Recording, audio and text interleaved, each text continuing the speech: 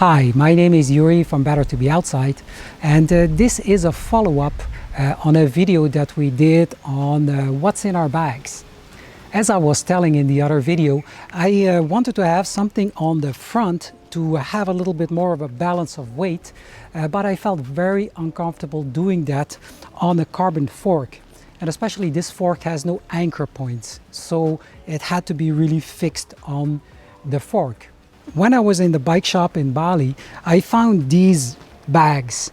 It's a system that you can just fix on here by straps.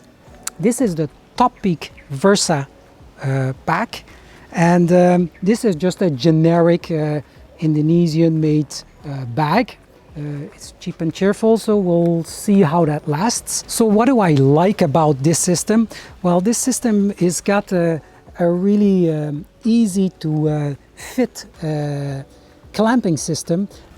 I avoided here the cable from the disc brake, and there's a little screw here where I have a positive connection, so it cannot go down. I was looking at other products and they didn't have that clamping system supplied with it. So I was looking at some salsa cages.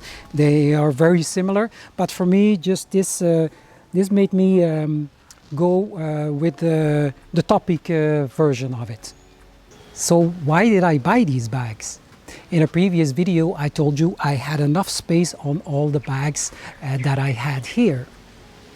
Well, we're going to Europe in about 4 weeks. So while we will be traveling in Europe, it will be a lot more in the tent. The hotel prices there is something that we cannot afford, and also eating in restaurants is also very expensive. So I will have these two bags up front with our cooking materials and our food. I'm really happy that I found this system. It's not too much weight. I tried cycling with just this one little bag, and I hardly felt it on the bike here.